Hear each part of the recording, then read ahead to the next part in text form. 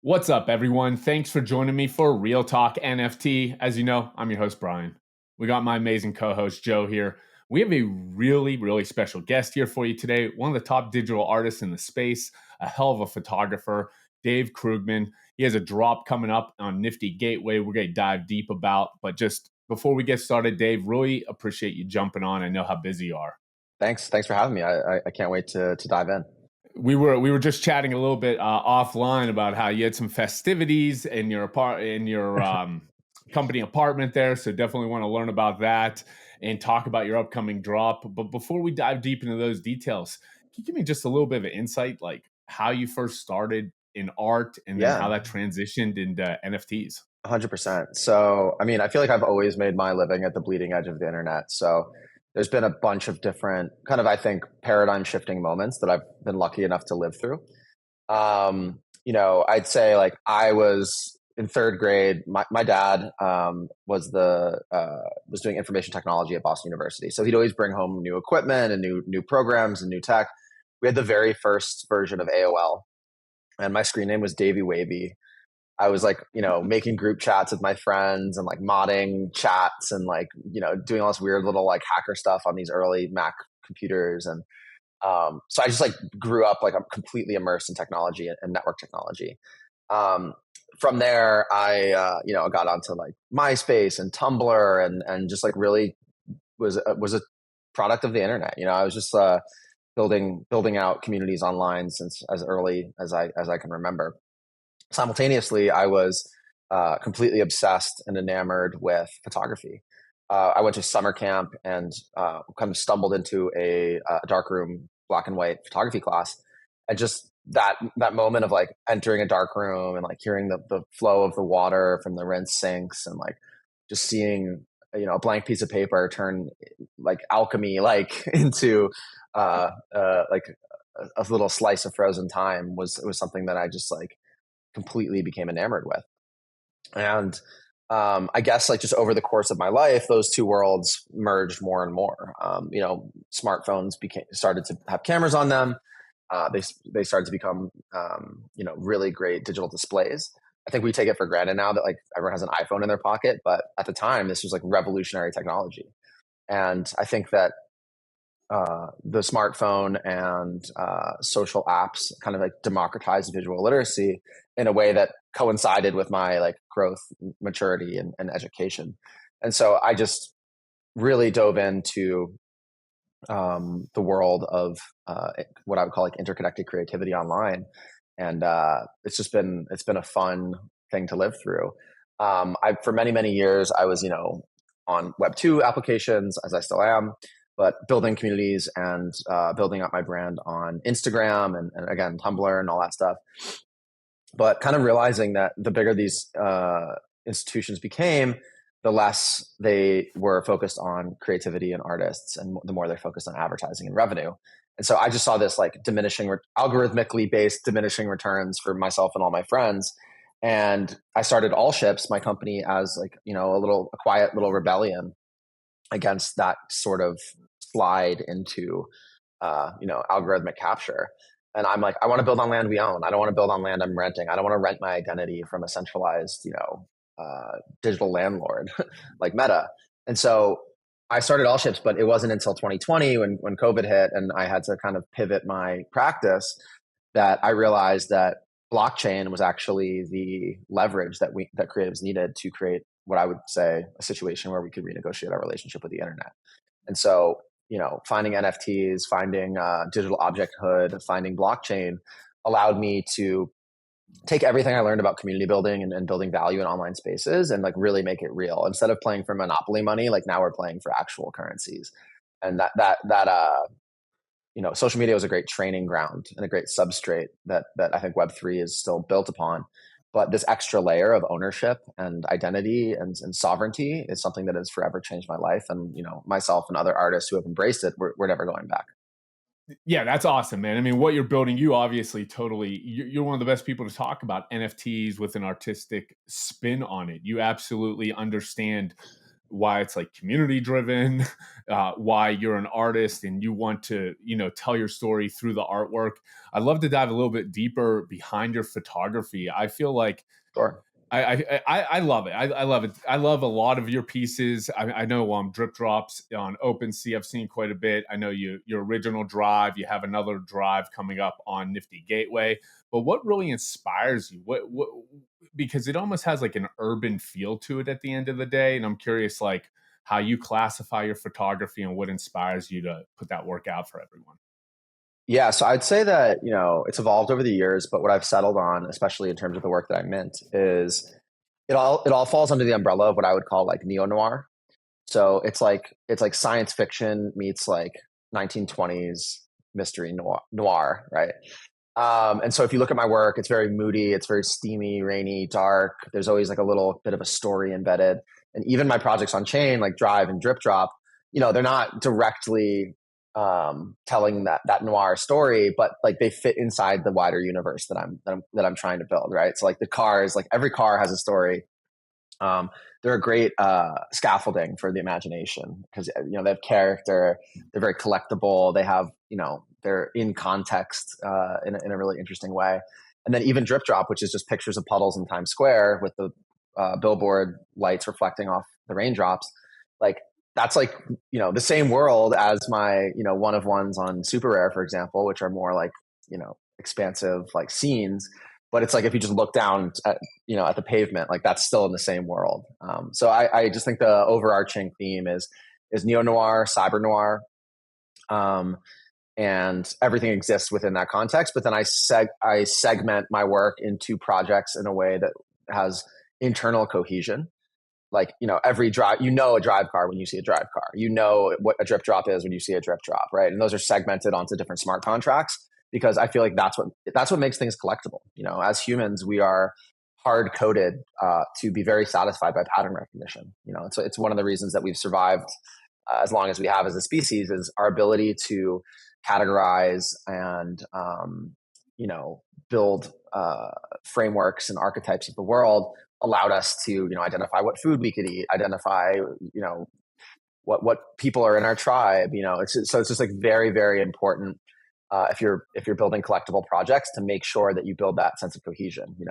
Is it sea glass? Is it a sea glass collection, or is it seashells, or is it like certain berries that this is how we were trained as in our evolutionary history to recognize and get rewarded for our ability to recognize patterns. And so that's something I really lean into is the evolutionary tendencies of humanity when I think about making my art. Yeah, you nailed it, especially behind your art in particular. Because when I see a piece of your art, I see some of your photography, I definitely know it's like a Dave Krugman piece and it's very recognizable to me. And a lot of the artists, and especially in the digital space that I'm very attracted to, it's artists that I recognize it right off the cuff. Like Grant Young, for instance, we've had him on the podcast before, his simplistic approach. But when I see his art, I'm like, oh, that's a Grant piece. Snowfro, for instance, and kind of want to talk a little bit about Snowfro, but I have a squiggle in the back. People that aren't in the space are like, it's just a squiggly line. I'm like, oh, you don't understand how impactful that squiggly line really it's is. So much more. And it's cool. And then when you really dive deep into the traits and the color flows and which way it goes, there's just so much to it, but it's so recognizable. And it's hard to make a copy of it, even when people try, because I can tell it's a carbon copy of that original. And one thing about you that I've always really liked is you have a relationship with Snowfro. You did a portrait of him. Curious about that portrait. Curious about that inspiration behind the piece and just your overall vibe for Eric. Yeah, so I mean, look, we're so lucky that somebody like Eric is at the helm of this movement. We couldn't be in better hands. This is a man with an incredible mind, with the best intentions, and is one of the most supportive people I've ever encountered in my life, just in general. But again, there's tons of different people in crypto. Not all of them are as benevolent and kind as Eric is. So I think we're very lucky that he's in the position that he's in. And I frankly wouldn't be where I'm at without his guidance and assistance and support. He's one of my biggest collectors. When I was, frankly, Drip Drop was deeply inspired by Chromie Squiggles and art blocks. Not a lot of people know this about Drip Drop, but it's kind of like a reverse generative art project in the sense that like I created a system. Like my code for the project is like where I'm shooting, what I'm shooting, the conditions I'm shooting in, the billboards randomly flickering, right? That's the randomness.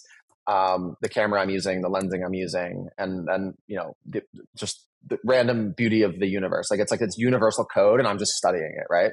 But then we wanted a way to introduce rarity to the project. So with Transient Labs, they developed a machine vision algorithm that looked at every single artwork and counted every single ripple, counted all the different colors and pixels, and then that actually became a rarity system mirroring the Chromie Squiggle breakdown. So if you go to dripdrop.allships.co, you can enter any token ID from 1 to 1,000, and it'll give you the entire breakdown of what's in that piece. And then all those traits are on chain. You can go click on OpenSea and you can see them reflected in the rarity of that project. So it is a generative project. Jeff Davis from Art Blocks actually defined, somebody asked him one time when I was on a Twitter space with him, what is generative art? And he says, there's a misconception that like generative art has to be code. But he's like, generative art is artwork that emerges from a system of rules. And so photography is generative artwork to me. And I'm just basically studying this existing code of physics in the world. But through my, what I exclude and what I include, I'm creating a code-based system to create artwork. And so I proudly call Drip Drop a generative art project. But Snowfro was integral as I was developing this project. He was advising me and really like I was bouncing ideas off of him, and this project just wouldn't have come to fruition without the generosity and his mind share. So, beyond that, I'm just really grateful to be able to call him a friend. We've traveled all over the world together. And I just really am just in awe and admiration of his philosophical kind of passion towards networked digital objects. Him and Derek from Collab and Currency, I think, are just like two of the most brilliant thinkers in this space. And I'm so excited for the future if it pans out the way they want it to, because I think that's the best way it could be. For such a cutthroat industry, crypto can be sometimes, and competing with each other. I haven't heard a bad word about Eric ever spoken. Everybody he's just an incredible human. Yeah, extremely talented, and love to hear about the inspiration that he gave you, and had no idea. I love everybody who's listening to this podcast should definitely take a look at Drip Drop. Dave gave a call out where you can take a look at it. But it is a very, very cool project, in my opinion. It's something that I've always been attracted to. And I've followed your original Drive collection. When was that? A couple of years ago, I think, when that was initially released. What was it? About 111 one-of-one vintage automobiles. Do I dare say vintage automobiles? Yeah. Is that okay? Well, I would just say cool looking cars. Yeah. Well, we lost Joe for a moment, but he'll come back whenever we can. He'll come back. Yeah, they're awesome looking cars. Really interested to hear about Drive, and now I know you have an upcoming drop on Nifty Gateway called Drive Lap 2. Give us a little insight about that. Definitely want to give it a shout out because it's awesome. Everyone should look at it. Yeah, so I'd love to start just in 2021. I released a project called Drive. I started to understand very early on in the crypto scene that like this was something different. This isn't just posting on social media. The cohesion, the story, the gamification that we're enabled to build with when we build with blockchain is something that is very, very fascinating to me. So I released Drive in 2021. It went viral. It got crazy bids. It changed my life forever. So very, very grateful to all the supporters and collectors of that early project. I think it was one of the first bigger photography collections. It was kind of an era of like one-of-ones, and it's like when Foundation launched and a lot of photographers were selling kind of one-off photos. And I was like, you know what? Like, I think we have an opportunity here to do something completely different in a way that art hasn't really been done before. And so what I did was I created this super cohesive collection. It's all shot on iPhone, so it's very accessible. Anybody can do this type of thing. And I decided to withhold 20% of the supply and sell out the rest of it. So I sold 81 cars. I'm sorry. I sold, I sold 91 cars. And then I kept 20 as trophy cars.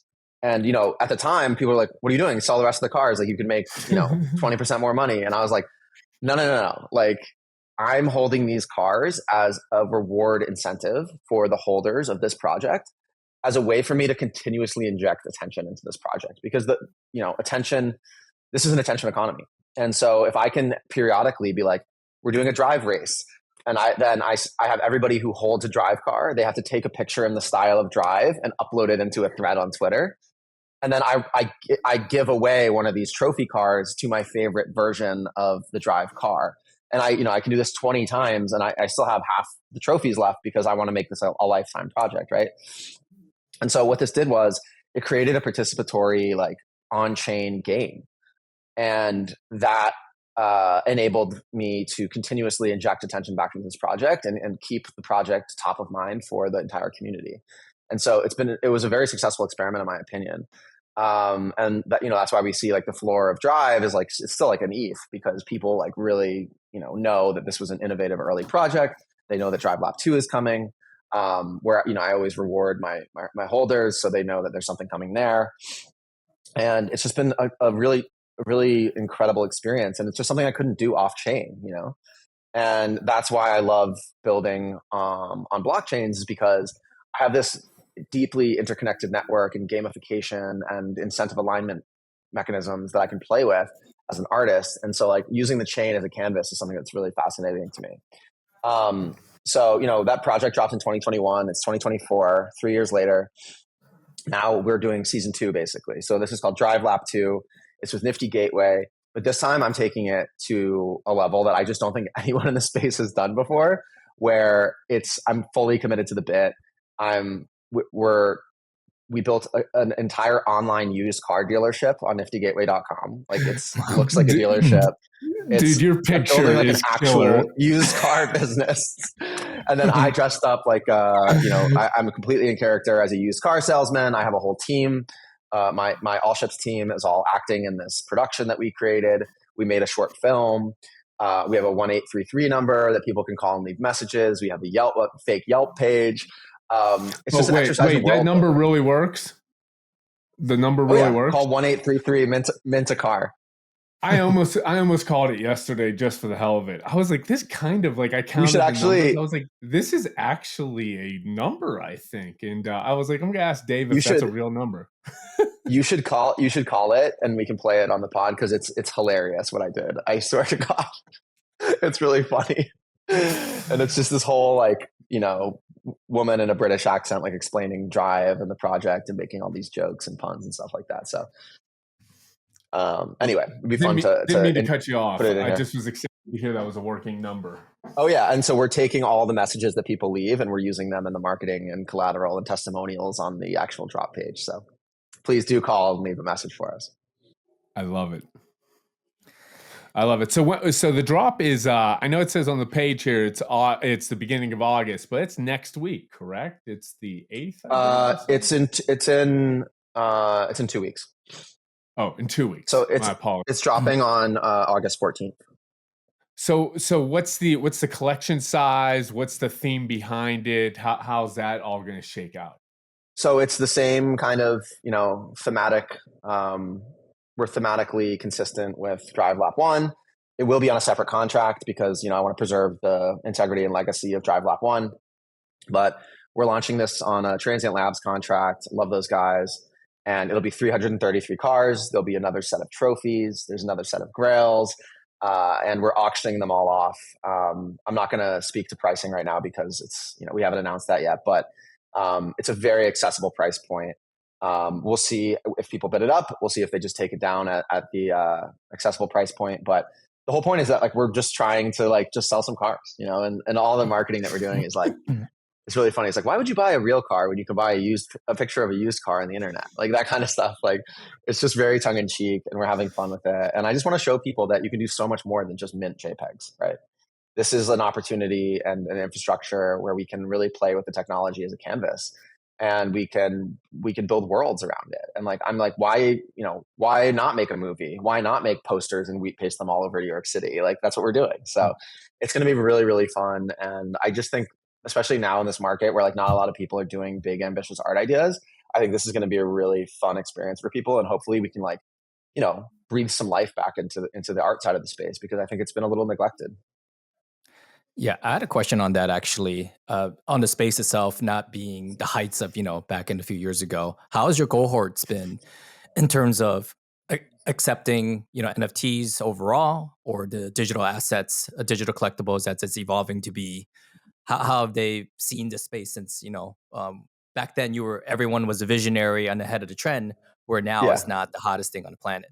Well, yeah. So I think it's funny. In 2021 is like, I just think a terrible reference point for people, because I'm like, there's obviously a speculative bubble. Like, I knew that when we were in it, right? Like I didn't know how deeply in that we were, but as a point of comparison, like, I really enjoy building in these types of markets way more, because this is the actual market. Like, this is the actual reality of Right. art on blockchain. And like, a Bored Ape for $500,000, there's no world in which that actually makes any practical sense besides gambling and speculation.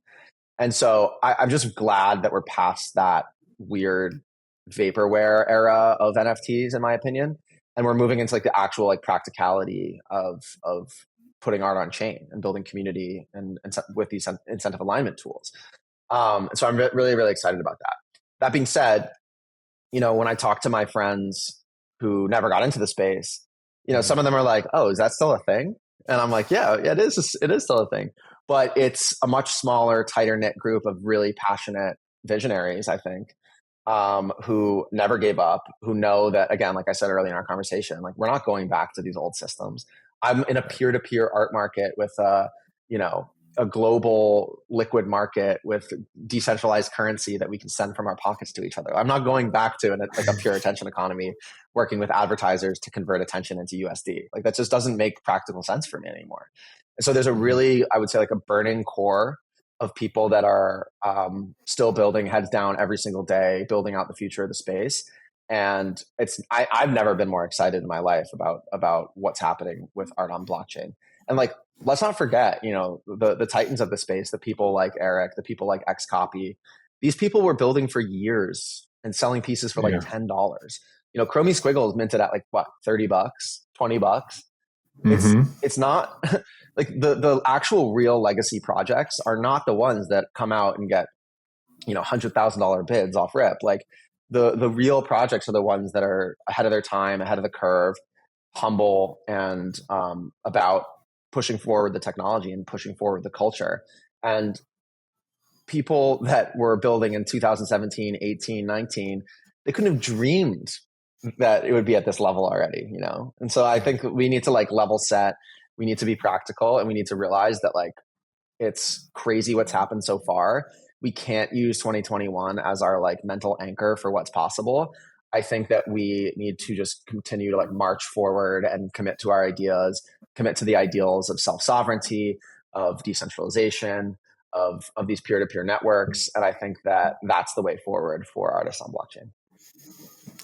Yeah, you're a total inspiration, Dave. Not gonna lie. Like, I love everything about what you're saying and your vision for art and NFTs, digital collectibles, whatever we're calling them this week. But you seem to just really grasp it. And I do like how you're somewhat like, I want to say, like gamifying your collection as well. You're having some fun with it. I'm familiar with your community. I'm actually a part of your community. And I know that you're very engaging and they mean a lot to you. Can you kind of touch on just like your collectors and the community you've built, and 100%. how they've changed you as an artist, and how you kind of want to reward them in the future too? Yeah. So I think something that's really interesting is community is the root of all value. Money is literally just a mechanism of side chaining value so that we can move it through space and time. But the real value is connecting with people. And I mean, the only reason we have money is to exchange with each other, right? Yeah. The question or thought experiment I love to give people is like, okay, you have $1 billion. You're the last person on earth. What are you going to buy? And the trick of the question is like, you can't buy anything. You don't need to buy anything because there's no other people, right? So without people, there's nothing. There's no value. There's personal value. There's internal value. There's like, food and resources. That's all fine. But I mean, when we talk about like societal value, it's about community. And I think NFTs and blockchain, these tokens are like the best incentive alignment tool for communities. And that is something that I'm exploring through my art. So if I issue somebody a token of my art, they're incentivized to help me spread the word, and they're incentivized to participate in my community, and they're incentivized to, make sure that people know about the project.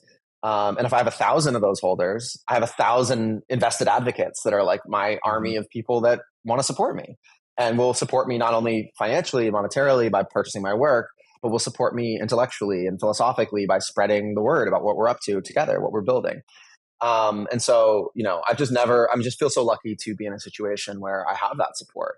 And these tokens are the anchor of those relationships. And some of those relationships have become, some of my collectors have become my best friends and my business partners, and like helped me build this All Ships house out. And like really, it's just, the best thing that's ever happened to me as an artist is the tokenization of these assets. But I'm also just somebody who's deeply invested in other people. I absolutely love hospitality and hosting and interconnecting people.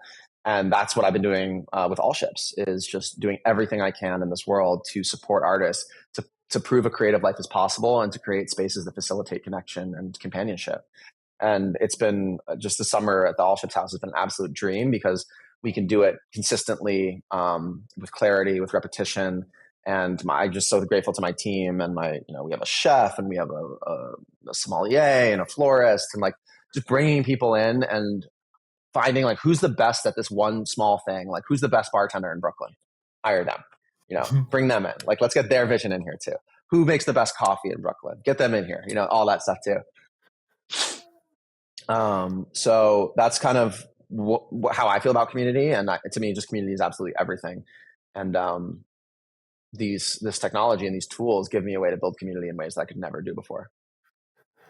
Oh, man, you're changing the game, Dave. I'm not gonna lie. This was this kind of like pumped me up a little bit. Just how genuine you are, and how passionate you are in the space and behind your own work, and just seems like you just really want to help people and help bring out their artistic ability and support your community. We need a lot more people like you in the space, doing podcasts like this, talking with artists and creatives like yourself. Just make me absolutely love the space even more. Personally, in 2 weeks, I'm going to be gunning after a couple of cars, so I'm really excited to see how the drop comes out on Nifty Gateway. I might even add to some of my other Dave Krugman photography piece NFTs I own. But I want to give you an opportunity to just give a shout out, so anybody could find you, they can find All Ships, and they can get connected for the drop. So yeah, I mean, I think the best way to find me is just go to my Twitter. It's Dave_Krugman. You can find my link tree there. Just click on that. It has all my projects. It has all my social media, everything like that. So just find me there. In terms of All Ships, we're just at All Ships on all platforms, on Instagram, on Twitter. The Twitter is going to be more active because that's where the crypto community is. But yeah, find us there. Join our Telegram from the link in the bio. We're on Lens at All Ships as well. Lens is one of our house sponsors and has been really, really supportive of us and our mission. So definitely join us on Lens as well.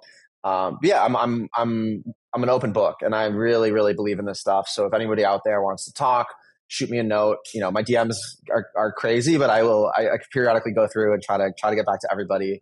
But the best way probably to get a hold of me directly is just go to the All Ships Telegram. I'm always there. I'm always down to connect with people there and answer any questions or hear ideas and pitches for how we can work together. So just, yeah, thrilled for the opportunity to describe a little bit about my life and my craft. And very much looking forward to Drive Lab 2, Nifty Gateway, August 14th. It's going to be a spectacle. Like, it's insane what we built. And I've only been sharing behind the scenes photos and stuff, and they're already going like crazy. And I'm like, oh, wait till people see what we actually did here, because it's madness. Yeah, I'm super excited, man. I appreciate it. And for everybody in the audience, I'm going to put the links down below. You absolutely got to check this drop out. August the 14th, Nifty Gateway. Drive Lap 2. And while you're at it, you should take a look at some of Dave's other collections.